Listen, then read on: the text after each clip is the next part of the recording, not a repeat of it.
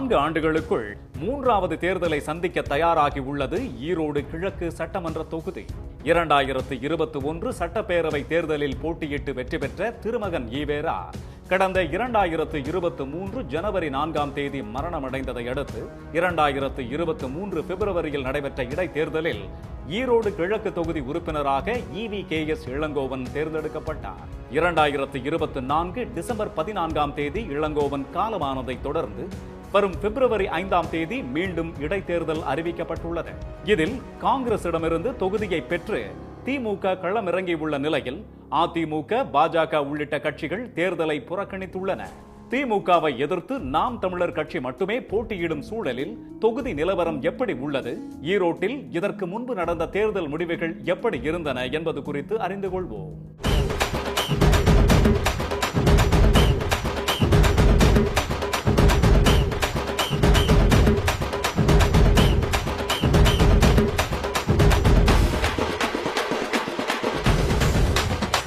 திராவிட இயக்கத்தின் மாபெரும் தலைவரான தந்தை பெரியார் மற்றும் கணித மேதை ராமானுஜர் ஆகியோர் பிறந்த பெருமைக்குரிய நகரம் ஈரோடு. மஞ்சள் மற்றும் ஜவுளி உற்பத்தியில் சிறந்து விளங்கக்கூடிய ஈரோடு மஞ்சள் நகரம் என்றும் ஜவுளி நகரம் என்றும் அழைக்கப்படுகிறது.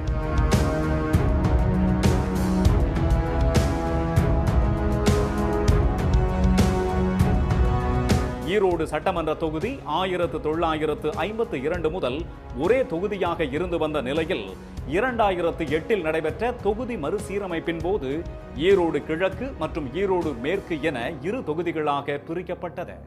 ஈரோடு கிழக்கு சட்டமன்ற தொகுதி ஈரோடு மாநகராட்சியின் பெரும்பாலான பகுதிகளை உள்ளடக்கியது ஆகும்.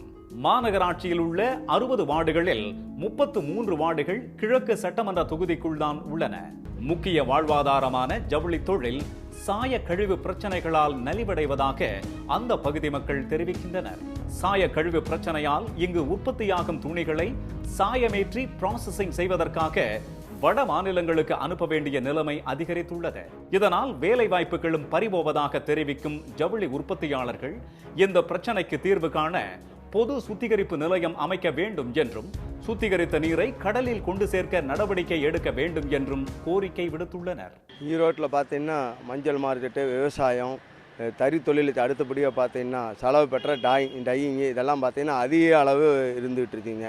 இது பார்த்தீங்கன்னா இந்த ஒரு 10 வருஷமாகவே இந்த தொழில் நலிவடைஞ்சிட்டே போகுது.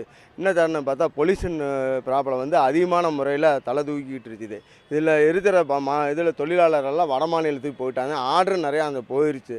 என்னென்னா இந்த மாதிரி சூழ்நிலை எங்களுக்கு அரசாங்கம் ஒரு பொது சுத்திகரிப்பு நிலைமை எங்களுக்கு வெளியில் போகிற சுத்திகரிக்கப்பட்ட தண்ணீர் வெளியில் போய் பார்த்தீங்களா அது கடலில் கலக்கிற மாதிரி எங்களுக்கு பண்ணி விட்டானே இந்த தொழில் நல்லாயிருக்கும். விசைத்தறிகள் அதிகம் உள்ள பகுதியாக ஈரோடு கிழக்கு தொகுதி உள்ளது. சீரற்ற நூல் விலை, GST வரி விதிப்பு, வட மாநில நுகர்வு குறைவு போன்ற பிரச்சனைகளால் தொழில் மந்தமாகி உள்ளதாக விசைத்தறி தொழிலாளர்கள் தெரிவிக்கின்றனர்.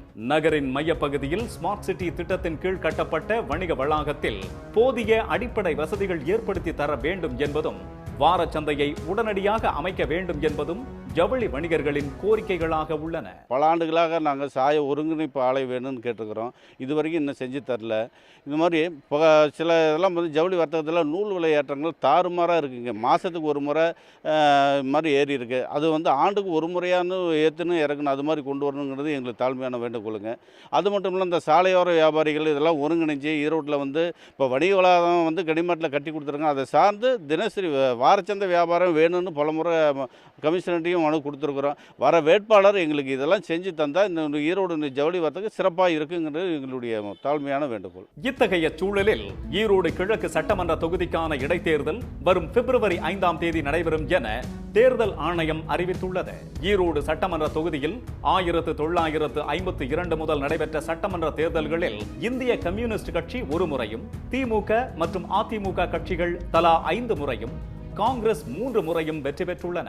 இந்த நிலையில் 2008ஆம் ஆண்டு நடைபெற்ற தொகுதி மறுசீரமைப்புக்கு பிறகு உருவான ஈரோடு கிழக்கு சட்டமன்ற தொகுதி சந்தித்த ஒரு இடைத்தேர்தல் உள்ளிட்ட 4 சட்டமன்ற தேர்தல்களில் தேமுதிக, அதிமுக கட்சிகள் தலா 1 முறையும், காங்கிரஸ் கட்சி 2 முறையும் வெற்றி பெற்றுள்ளன.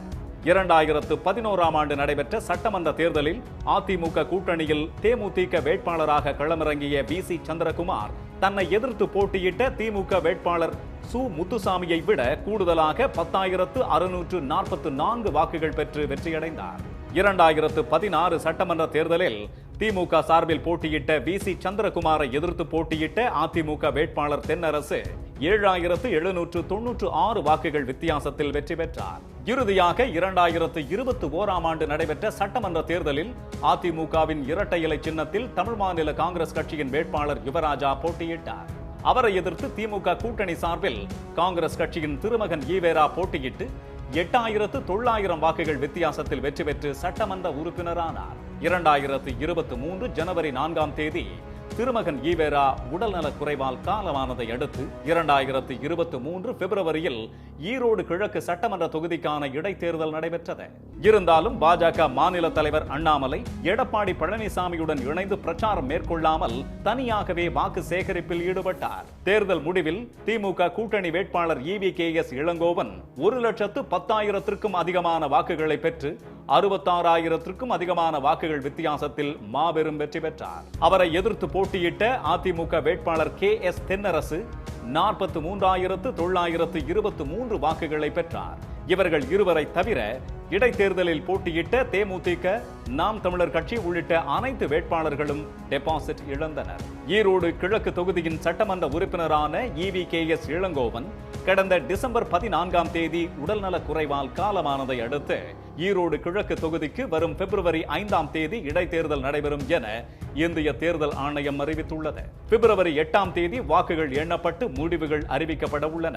ஈரோடு கிழக்கு சட்டமன்ற தொகுதியில் ஆண் வாக்காளர்கள் 1,09,636 பேரும், பெண் வாக்காளர்கள் 1,16,760 பேரும், மூன்றாம் பாலின வாக்காளர்கள் 37 பேரும் உள்ளனர். ஆண் வாக்காளர்களை விட 7,124 பெண் வாக்காளர்கள் அதிகம் கொண்ட தொகுதியாக ஈரோடு கிழக்கு உள்ளது. ஒட்டுமொத்தமாக ஈரோடு கிழக்கு சட்டமன்ற தொகுதி இடைத்தேர்தலில் 2,26,433 பேர் வாக்களிக்க தகுதி பெற்றுள்ளனர். ஈரோடு கிழக்கு தொகுதி இடைத்தேர்தலில் திமுக கூட்டணி சார்பில் கடந்த முறை காங்கிரஸ் கட்சி போட்டியிட்ட நிலையில் இந்த முறை திமுகவே போட்டியிடுகிறது. ஈரோடு கிழக்கு தொகுதியின் முன்னாள் MLA VC சந்திரகுமார் திமுக வேட்பாளராக அறிவிக்கப்பட்டுள்ளார். அதிமுக, தாவேக மற்றும் பாஜக கூட்டணி கட்சிகள் தேர்தலை புறக்கணிக்க போவதாக அறிவித்துள்ளன. நாம் தமிழர் கட்சியின் வேட்பாளராக சீதா லட்சுமி அறிவிக்கப்பட்டிருக்கிறார். பெரும்பாலான கட்சிகள் இடைத்தேர்தலை புறக்கணித்துள்ள நிலையில் திமுக வேட்பாளரான VC சந்திரகுமார் இதுவரை இல்லாத அளவுக்கான அதிக வாக்குகள் வித்தியாசத்தில் வெற்றி பெறுவாரா என்பதை அறிந்து கொள்ள பிப்ரவரி 8ஆம் தேதி வரை காத்திருப்போம்.